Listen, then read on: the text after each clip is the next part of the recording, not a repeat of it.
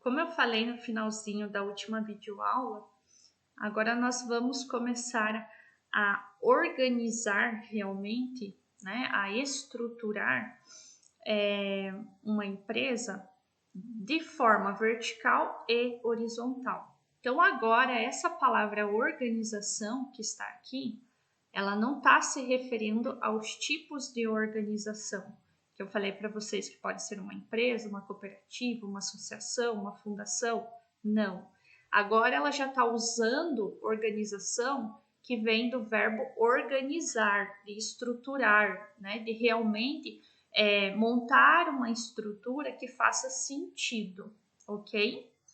Eu vou trazer para vocês aqui essa parte de organização vertical e horizontal, que ainda é o mais utilizado nas empresas, mas existem já outras formas mais modernas de atuação um pouco diferente, tá? Mas esse padrão aqui ainda é o mais utilizado, então é isso que eu vou trazer para vocês. E é provavelmente o que vocês vão encontrar no dia a dia lá como jovem aprendiz, ok?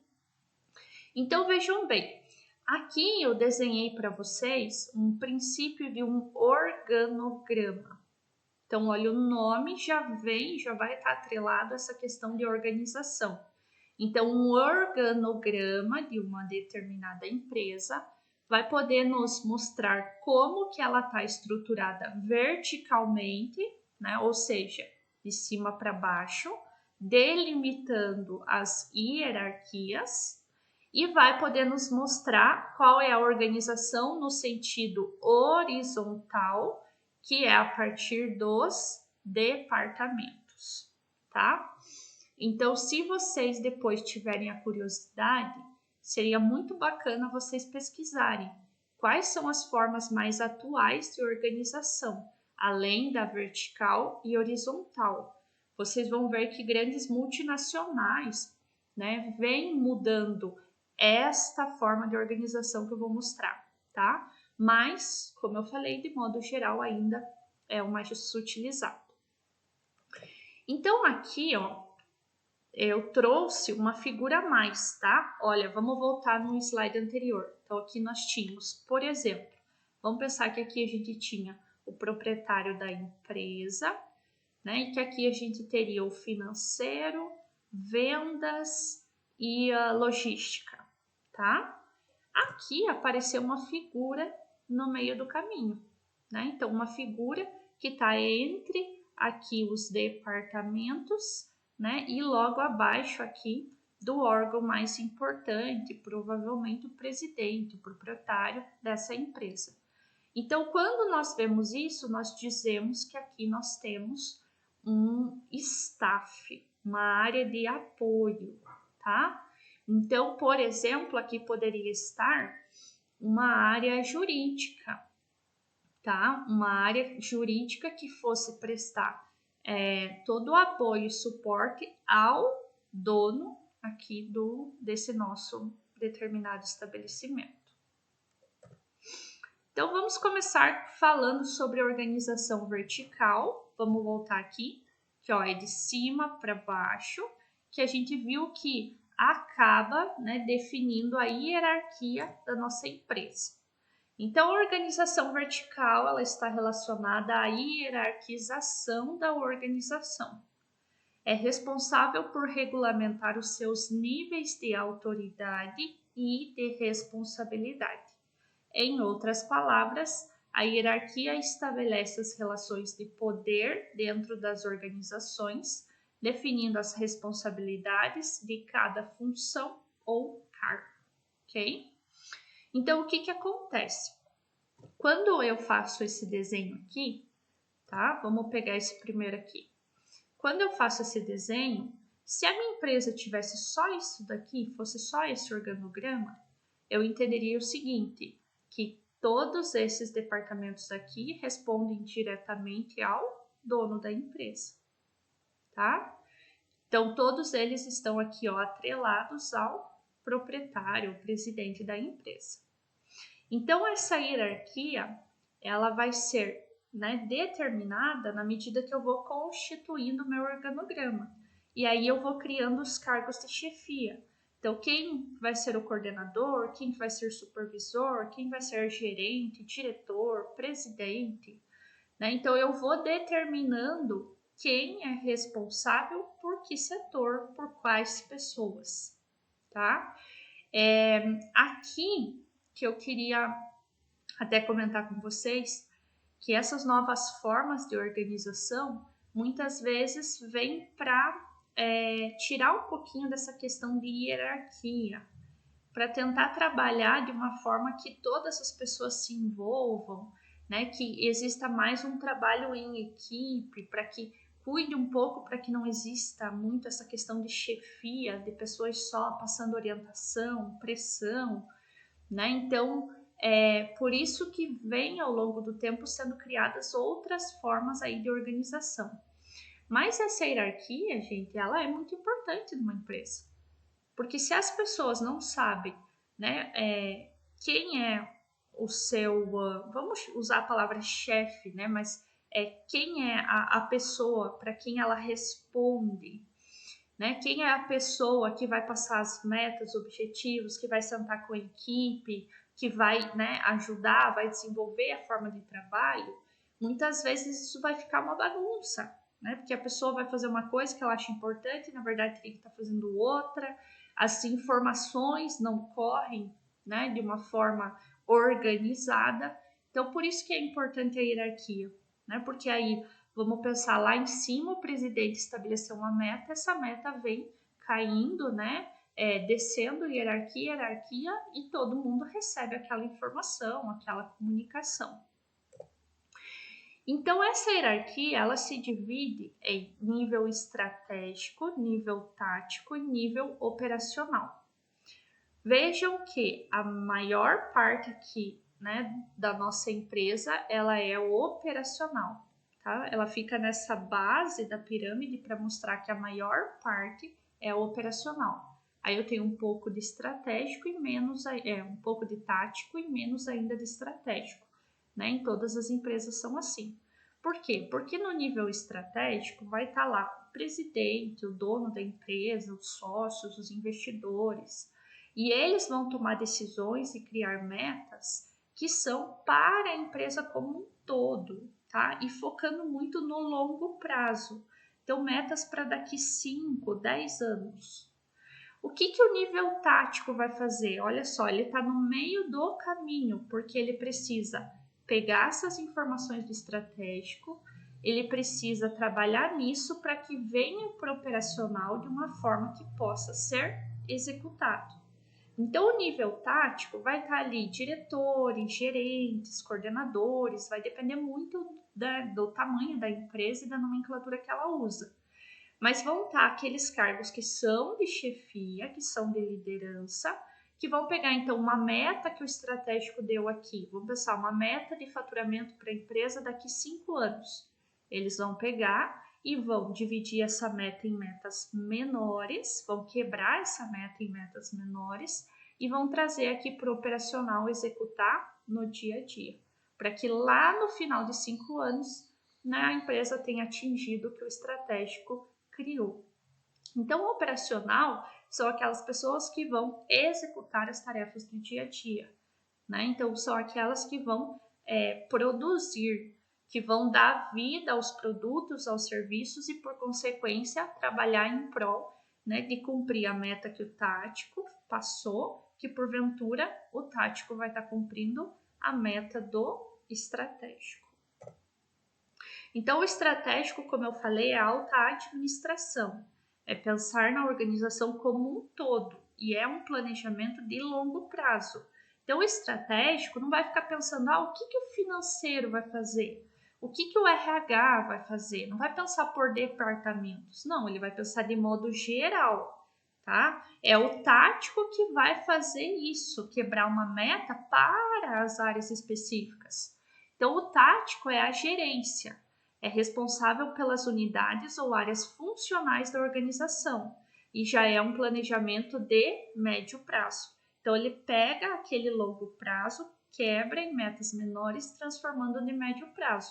e deixa isso estabelecido para cada setor. Então, agora sim, financeiro, o que você vai fazer? RH, o que você vai fazer? Né? Logístico, o que você vai fazer? E o pessoal do operacional, dessas áreas que eu acabei de falar, por exemplo, vai fazer o quê? Executar. Vai realizar as atividades básicas, vai cumprir o planejamento de curto prazo, que é o planejamento do dia a dia, da semana, do mês, ok? Então, uma organização, uma empresa, ela precisa ter esses 3 níveis, né? É claro que se é uma empresa muito pequena, às vezes a mesma pessoa faz o estratégico, tático e operacional. Na medida que ela vai crescendo, ela precisa cada vez mais organizar isso. Aí ela precisa cada vez mais dessa questão da hierarquia, para que as informações, né, sejam transmitidas de hierarquia para hierarquia, que as coisas funcionem, ok? Aqui, ó, eu trouxe um exemplo. Então, vamos imaginar que nessa organização nós temos um diretor, e aí esse diretor, ele tem um gerente administrativo, olha só, que é responsável pelo financeiro e pelo RH, e ele tem um gerente de operações, que é responsável pela produção e pela logística. Aqui a gente podia pensar que seria aquela nossa indústria de queijos, que eu falei no vídeo anterior, né? Então aqui estaria o diretor, ou poderia também ser o presidente da indústria, aquele que administra de modo geral. Ele teria um lado administrativo, que quem seria responsável seria o gerente administrativo, e um lado que é cuidar das operações, ou realmente dos processos de produção do queijo. Vamos pensar que eu trabalho aqui no financeiro, né? A quem que eu vou reportar as minhas dificuldades, aquilo que eu fiz, que eu não fiz, ao meu gerente administrativo. Se o diretor tomou uma decisão, ele vai vir direto falar com o financeiro? Não. O diretor vai passar para o gerente administrativo e ele vai passar para a sua equipe do financeiro. Então, isso que é hierarquia, é ter essas unidades aqui de comando.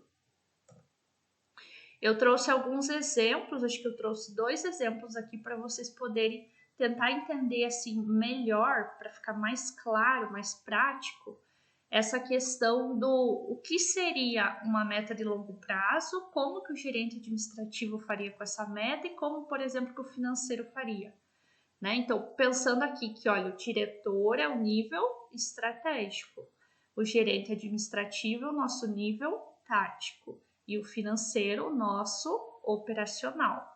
Então, vamos pensar que lá na diretoria, né? Lá no planejamento de longo prazo, planejamento estratégico, foi estabelecido o seguinte, que vamos pegar lá a nossa indústria de queijo, que a indústria de queijo precisa faturar nos próximos 5 anos R$1 milhão. Então, essa é uma meta, é um planejamento de longo prazo. O que o gerente administrativo faria? Ele transformaria num planejamento de médio prazo. Então, ele teria que falar assim, ó, nós vamos faturar tantos R$1.000 por ano. Então, ele quebrou aquela meta de 5 anos em metas anuais, né? Então, se for cumprido esse faturamento ano após ano, no final de 5 anos, vai ter cumprido o longo prazo. Mas como que o financeiro vai poder fazer isso, né? Através do planejamento de curto prazo. Então, por exemplo, fazer a conciliação e cobrar os recebíveis, ou seja, o que a empresa tem para receber dos clientes no dia a dia. Então, o financeiro, que é o operacional, ele vai fazer o quê? Realizar a atividade do dia a dia, que por consequência vai estar atrelado a esse planejamento de médio prazo, que por consequência vai estar atrelado ao de longo prazo. Olha o exemplo do gerente de operações, né? Então, diretoria que não muda, ó, planejamento de longo prazo, faturar nos próximos 5 anos R$1 milhão. Mas como que o gerente de operações fez para pegar esse longo prazo, transformar em médio prazo e que fique algo lógico para a área dele? Então, ele colocou ali, ó, precisamos produzir tantos produtos por ano, né? Então, levantar a produção real versus a prevista. Então, ele vai ter que ir fazendo esse controle de quanto que foi produzido realmente versus quanto que tinha sido, ó, previsto. E o que a área de produção vai fazer, que é o planejamento de curto prazo? Vai efetuar todas as atividades diárias de produção, ok?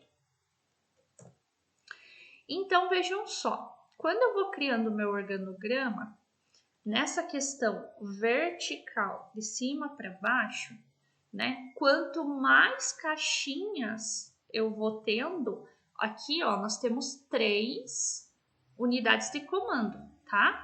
Mas quanto mais caixinhas eu vou colocando, mais unidades de comando eu vou colocando, né? Eu tô cada vez mais descentralizando. Quanto menos unidades de comando eu tiver, mais eu tô centralizando. Vamos imaginar que essa empresa não tivesse o tático aqui, ó. Ela fosse uma empresa que tivesse o diretor e direto já tivesse o financeiro, o RH, produção e logística, tá? Então, nesse caso, ela seria mais centralizada, porque qualquer dúvida, dificuldade, o financeiro falaria direto com o diretor, com a diretoria, o RH também, a produção também, a logística também. Então, ficaria uma empresa muito mais centralizada, que dependendo do tamanho dela, começaria a criar problemas, né? Porque imagine todos os setores terem que falar com a diretoria o tempo todo. Isso pode deixar mais moroso, mais devagar o processo produtivo do dia a dia, né? Uma pessoa ou poucas pessoas decidindo tudo pode então deixar mais demorado, né? Principalmente a tomada de decisão. Quando eu crio aqui o nível tático, eu já descentralizei um pouco essa questão do poder, da hierarquia. Mas também não adianta de nada eu descentralizar o poder se cada um não souber exatamente qual é a cultura da empresa, os objetivos da empresa, as metas da empresa. Se esse gerente administrativo aqui tiver perdido, né, não souber de nada disso, ele vai estar provavelmente orientando errado a sua equipe e a equipe vai estar fazendo várias coisas erradas que de repente a diretoria vai ter que se envolver. Então, quando a gente cria essa descentralização, as pessoas precisam falar a mesma língua, ou seja, a comunicação tem que acontecer entre essas unidades de comando. A comunicação tem que ser clara, transparente, né? O diretor tem que realmente passar para o gerente administrativo qual é a cultura da empresa, as regras, o que pode, não pode, quais são as metas, o planejamento de longo prazo, né? Até que ponto que o gerente pode tomar uma decisão pela sua equipe, até que ponto ele tem que recorrer à diretoria. Então, essas coisas precisam estar muito claras. Então, não é só porque eu criei um organograma que está organizado e tudo vai dar certo. Não, né? Tá muito longe disso. Eu preciso criar um organograma e todo mundo precisa saber exatamente, né, quais são as suas funções, as suas responsabilidades, para que isso funcione, ok?